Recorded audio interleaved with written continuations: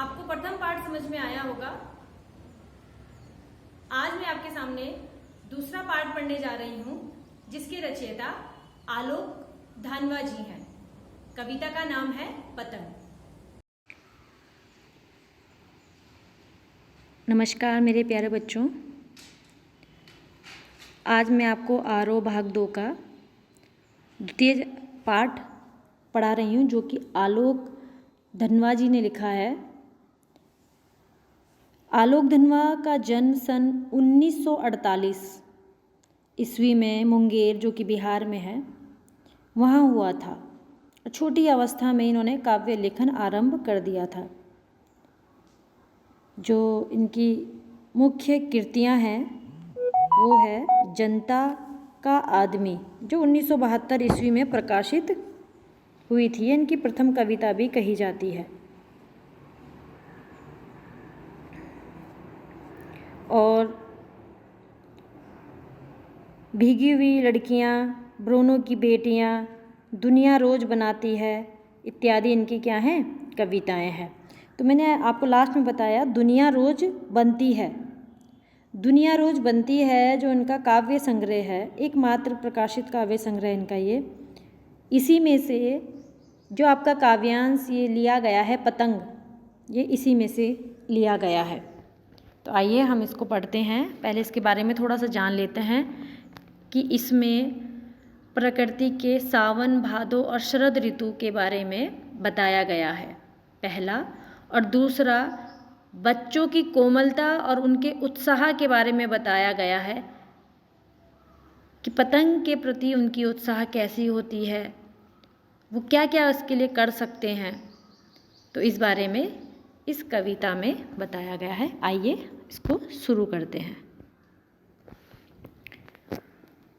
सबसे तेज बौछारें गई, भादो गया सवेरा हुआ, खरगोश की आँखों जैसा लाल सवेरा। शरद आया पुलों को पार करते हुए, अपनी नई चमकीली साइकिल तेज चलाते हुए, घंटी बजाते हुए, जोर जोर से चमकीले इशारों से बुलाते हुए। पतंग उड़ाने वाले बच्चों के झुंड को चमकीले इशारों से बुलाते हुए और आकाश को इतना मुलायम बनाते हुए कि पतंग ऊपर उठ सके, दुनिया की सबसे हल्की और रंगीन चीज़ उड़ सके, दुनिया का सबसे पतला कागज़ उड़ सके, बांस की पतली कमानी उड़ सके, कि शुरू हो सके सीटियों, किलकारियों और तितलियों की इतनी नाजुक दुनिया। अर्थात यहाँ पर जो कवि आनंद जी हैं वो बता रहे हैं कि सावन और भादों, सावन का महीना बरसात का महीना होता है, उसके तुरंत बाद भादों का महीना लगता है, जिसमें बारिश और गर्मी बहुत तेज़ होती है। कहते हैं ना, एक उदाहरण भी है कि भादों के महीने में इतनी तेज़ गर्मी होती है कि जो बैल के सींग होते हैं वो तक गर्म हो जाते हैं। तो जो सावन और भादों का महीना है तेज वर्षा वाला, वो बीत चुका है, उसका समय क्या हो चुका है, बीत चुका है। अब तेज बौछारों के साथ वर्षा होने की संभावना क्षीण या कम हो गई है।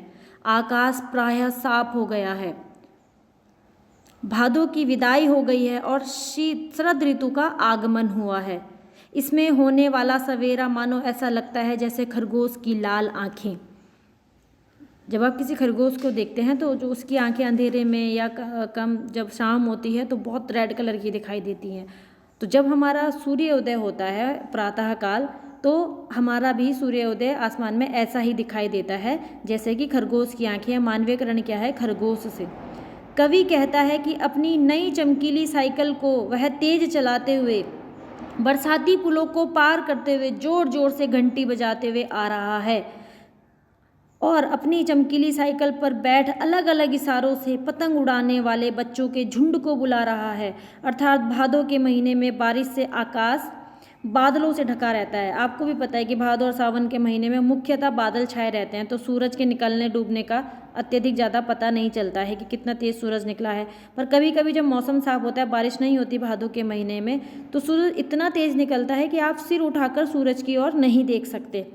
तो पतंग उड़ाना तो उसमें नामुमकिन के बराबर है, बल्कि बच्चों को बाहर तक नहीं खेलने दिया जाता।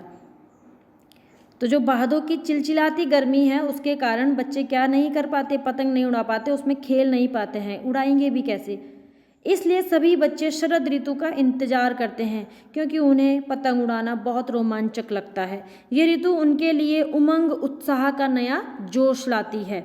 शरद ऋतु आकाश को इतना सुहावना मुलायम बना देती है कि दुनिया की सबसे हल्की वस्तु रंगीन पतले कागज की होती है, जिस पर पतले बांस की कमानी होती है, उसे आसानी से ऊंचाइयों तक आकाश में उड़ा सके, जिसे पतंग कहा जाता है। और इस खुशी में चारों ओर से बच्चे आनंद में भरकर सीटियां बजाते हैं, ताली बजाते हैं, किलकारियां मारते हुए इधर से उधर कूदते उछलते रहते हैं। मानो ऐसा लगता है जैसे कोमल तितलियों के समूह घूम रहा हो। वे इतने खुश इस शरद ऋतु में हो जाते हैं पतंग उड़ाने को लेकर। नेक्स्ट देखते हैं इसका।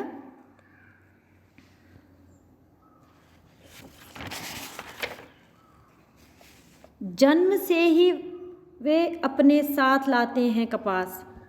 जन्म से ही वे अपने साथ लाते हैं कपास। पृथ्वी घूमती हुई आती है उनके बेचैन पैरों के पास। जब वे दौड़ते हैं बेसुध, छतों को भी नरम बनाते हुए, दिशाओं को मृदंग की तरह बजाते हुए, जब वे पेंग भरते हुए चले आते हैं डाल की तरह लचीले वेग से, अक्सर छतों के खतरनाक किनारों तक, उस समय गिरने से बचाता है उन्हें सिर्फ उनके ही रोमांचित शरीर का संगीत। पतंगों की धड़कती ऊंचाइयां उन्हें थाम लेती है महज एक धागे के सहारे। पतंगों के साथ साथ वे भी उड़ रहे हैं अपने रंध्रों के सहारे।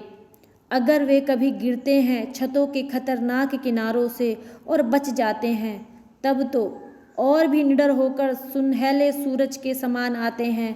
पृथ्वी और भी तेज घूमती हुई आती है उनके बेचैन पैरों के पास। तो जो ये सेकंड वाला स्टेंजा है ये आप देखेंगे, इसमें जो धनवा जी हैं वो बता रहे हैं कि बच्चे जन्म से ही कपास की भांति कोमल होते हैं। कपास मतलब रुई, कॉटन, तो वो कितनी कोमल होती है, अगर आप थोड़ी सी हाथ में लेकर उसे फूंक मारें तो भी उड़ जाती है। तो बच्चे जो होते हैं वो कपास की भांति कोमल होते हैं। इसके साथ ही जन्म से उनमें चंचलता और निर्भीकता भी आती है। उनकी चंचलता इतनी मनमोहक होती है कि सारे संसार की प्रत्येक जड़ चेतना वस्तु आदि उनका स्पर्श करना चाहती है। इसलिए यह पृथ्वी भी उनकी चंचलता मासूमियत को स्पर्श करने के लिए घूमती हुई उनके पैरों के समीप आती है। पतंग उड़ाते ये बच्चे अपनी सुध बुध खो देते हैं। आपने देखा होगा कई बार बच्चे जब पतंग उड़ाते हैं, किसी की पतंग कट जाती है तो वो ये नहीं देखते कि मैं सीढ़ियों में कितनी तेज़ भाग रहा हूँ, किसकी दीवार नाप रहा हूँ, कहाँ जा रहा हूँ, झाड़ियों में जा रहा हूँ, नहीं, उनको सिर्फ उस पतंग को पकड़ना होता है। तो पतंग उड़ाते हुए ये बच्चे अपनी सुध बुध खोकर कटी पतंगों के पीछे छतों पर दौड़ लगाते हैं। तब उन्हें देखकर लगता है कि मानो कंक्रीट की छतें भी उनके लिए क्या हो गई हैं, कोमल हो गई हैं, अर्थात उनके पैरों में वो कंक्रीट की छतें भी नहीं चुभती हैं। छतों पर धम धम की पैरों की आवाज़ों के साथ चारों ओर वो दौड़ लगाते हुए ऐसे प्रतीत होते हैं जैसे मानो चारों दिशाओं में वो मृदंग का संगीत बजा रहे हो। मृदंग एक ढोलक के प्रकार का वाद्य यंत्र होता है बजाने वाला।